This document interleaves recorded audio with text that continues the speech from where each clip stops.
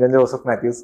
ഞാൻ ഇതിനു മുമ്പ് ചെയ്ത പ്രോജക്ട്സ് പറഞ്ഞ പോലെ അബ്രഹാം മോസ്ലറും പ്രാവൻകൂടി ഷാപ്പാണ്. അബ്രഹാം മോസ്ലറിൽ ഞാൻ സൈജു കുറുപ്പിന്റെ ചെറുപ്പകാലമാണ് ചെയ്തിട്ടുണ്ടായിരുന്നത്. പ്രാവൻകൂടി ഷാപ്പിലും ഈ ഒരു ആ ഷാപ്പിലുണ്ടാവുന്ന ഒരു ക്യാരക്ടറായിരുന്നു റെജി എന്ന് പറയുന്ന ക്യാരക്ടറിന്റെ പേര്. ആ ഷാപ്പിലാടി ഉണ്ടാക്കലും പരിപാടികളൊക്കെ ആയിട്ടുള്ള ഒരു പരിപാടിയായിരുന്നു. അതിനുശേഷം ഇപ്പൊ എല്ലാവരെയും പോലെ തന്നെ ജോസഫ് സാർ, ഇതിന്റെ കാസ്റ്റിംഗ് ഡയറക്ടറിന്റെ പേരും ജോസഫ് ആണ്. കാരണം പുള്ളി വിളിച്ചു ഞാൻ ജോസഫാണ്, അപ്പൊ ഞാനും ജോസഫാണ് പറഞ്ഞു. അപ്പൊ അങ്ങനെ പുള്ളി പറഞ്ഞു ഇങ്ങനെ ഒരു പ്രൊജക്ട് ഉണ്ട്, കന്നഡ ഇതാണ്. അപ്പോ ആ കാര്യങ്ങളിൽ വന്നു. അങ്ങനെ ഷൂട്ട് എനിക്ക് എന്റെ സിനിമകളിൽ ഞാൻ ആദ്യമായിട്ടാണ് ഔട്ട്സൈഡ് കേരള ഷൂട്ട് ചെയ്യുന്നത്. അപ്പോൾ ആ ലൊക്കേഷൻസ് ഈ പറഞ്ഞ പോലെ വളരെ ബ്യൂട്ടിഫുൾ ആയിട്ടുള്ള ലൊക്കേഷൻ. ഫസ്റ്റ് ഡേ തന്നെ ആ പൂജയൊക്കെ ഉണ്ടായിരുന്ന ആ ഒരു നടുക്കൊരു റിവർ പോലെയുണ്ട്. ഇത് അപ്പുറം കേരളം, ഇവിടെ കർണാടക എന്ന് പറയുന്ന പോലെ അത്രയും ഇതായിരുന്നു.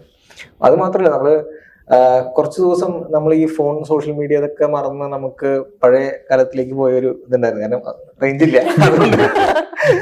പിന്നെ ഒബിയസ്ലി നമ്മൾ ഷൂട്ടിൽ ഇൻവോൾവ് ആകുമ്പോൾ നമ്മള് അതുപോലെ ഇത്രയും നല്ല ഏരിയയിൽ ഷൂട്ട് ചെയ്യുമ്പോൾ നമ്മള് അതിലായിരിക്കില്ല ഇൻവോൾവ്. അപ്പോൾ അങ്ങനെ കുറച്ച് മൊമെന്റ്സ് നമുക്ക് ഉണ്ടായിരിക്കും. അത് മാത്രമല്ല, അവിടെ ഇങ്ങനെ ഞങ്ങള് ഒരു എന്താ പറയാ, ഒരു പുഴ എന്ന് വേണമെങ്കിൽ പറയാം, ഒരു വീടിന്റെ ബാക്ക് സൈഡിലായിട്ട് അവിടെ നമ്മൾ കാലിട്ടിരിക്കുമ്പോൾ ഈ ഫിഷ് വന്നിട്ട് നമ്മളിവിടെ മോളിലൊക്കെ പൈസ കൊടുത്ത് ചെയ്യുന്ന പരിപാടി നമുക്ക് ഫ്രീ ആയിട്ട് കിട്ടി.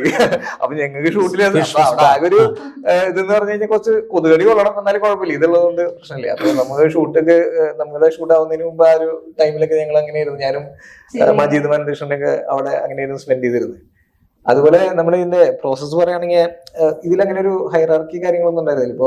ഇപ്പൊ ഡയറക്ടർ തന്നെയാണ് എന്റെ വൺ ഓഫ് ദ പ്രൊഡ്യൂസേഴ്സ്. ആ പുള്ളിയുടെ ഫ്രണ്ട്സ് കൂടെ ചേർന്നിട്ടാണ് പ്രൊഡ്യൂസ് ചെയ്തത്. അപ്പൊ അവരൊന്നും അങ്ങനെ ഒരു പ്രൊഡ്യൂസറായിട്ട് മാറി നിന്നിട്ട് നമ്മൾ ആക്ടർ ആ രീതിയിലല്ല. അവര് നമ്മളെ ഫ്രണ്ട്സ് ആണ്. ഞങ്ങൾ ഒരുമിച്ച് ഒരു വണ്ടിയിലായിരിക്കും പോവുക. കടയിൽ നമുക്ക് എന്തെങ്കിലും വേണം, കഴിക്കാനോ കുടിക്കാനോ എന്തെങ്കിലും വേണമെന്ന് പറഞ്ഞാൽ അവർ നിർത്തും, അവരോട് വാങ്ങിച്ചിട്ടും ഫ്രണ്ട്സ് ആയിട്ട് തന്നെ നമ്മൾ ചില്ല് ചെയ്യുക. അപ്പൊ അങ്ങനെ ടോട്ടലി ഒരു ഫാമിലി അറ്റ്മോസ്ഫിയർ ആയിരുന്നു ത്രൂ ഇത്രയും ദിവസം ഉണ്ടായിരുന്നത്.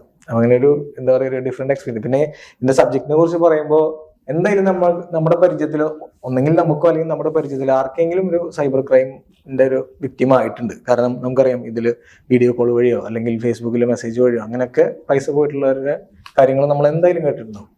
ആ സബ്ജക്റ്റ് അതിനെ കുറിച്ചാണ് ഇതിന്റെ കോറായിട്ട് പറയുന്നത്, സൈബർ ക്രൈം എന്ന്. കാരണം അത് ഇന്നത്തെ കാലത്ത് വളരെ റെലവെന്റ് ആണ്. എത്രയൊക്കെ നമ്മൾ ഇപ്പൊ നമുക്ക് തന്നെ അറിയാം, എഡ്യൂക്കേറ്റഡ് ആയിട്ടുള്ള എത്ര ആളുകൾ പോലും ഇതിനകത്ത് പെട്ടുപോകുന്നു ഈ സ്കാമിൽ.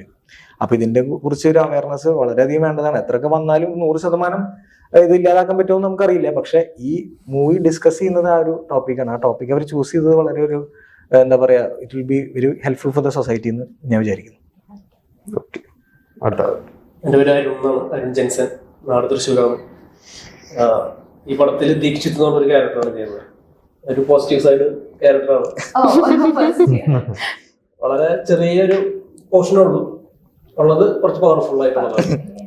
വളരെ പവർഫുൾ. കാന്താരിമുളകിന്റെ കാര്യം ചെറിയതാണ്, പക്ഷെ കുറച്ച് പവർഫുൾ പറഞ്ഞവരാണ് ഇവര്. അപ്പൊ അച്യുതനെ സഹായിക്കാനായിട്ട് വരുന്ന ഒരു പോസിറ്റീവ് ക്യാരക്ടർ. അതെ. അപ്പൊ അതിന് വേണ്ടിയിട്ട് എനിക്ക് ഞാൻ മുൻപ് 3-4 സിനിമകൾ ചെയ്തിട്ടുണ്ട്, ലീഡറോടൊപ്പം ചെയ്തിട്ടുണ്ട്. പക്ഷെ ഈ ഒരു സിനിമയിൽ എനിക്ക് ഒരു ഭാഗ്യം കിട്ടിയത്, നമ്മൾ ക്യാരക്ടർ വേണ്ടിയിട്ട് പ്രിപ്പയർ ചെയ്യാനായിട്ടുള്ള ഒരു അവസരം കിട്ടി. 1 മാസത്തോളം കുറച്ച് വർക്കൗട്ടും വെയിറ്റ് ഗെയിൻ ചെയ്യാനും പിന്നെ അതുപോലെ കുറച്ച് ബോക്സിങ് ട്രെയിനിങ് എടുക്കാനും. അപ്പൊ നമുക്കൊരു ക്യാരക്ടറായി മാറുന്നതിന് സുഖം ആദ്യമായിട്ട് ഈ സിനിമയിലാണ് ഞാൻ പറഞ്ഞത്.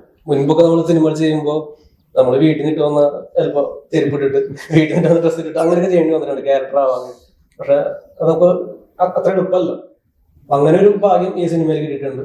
നല്ലൊരു ക്യാരക്ടറാണ്, വളരെ കുറച്ചുള്ളെങ്കിലും നല്ല ക്യാരക്ടറാണ്. പിന്നെ ബാക്ക്ഗ്രൗണ്ടിൽ പറഞ്ഞ പോലെ നാടകം തന്നെയാണ് തുടക്കം. അങ്ങനത്തെ ഒരു പരിപാടി.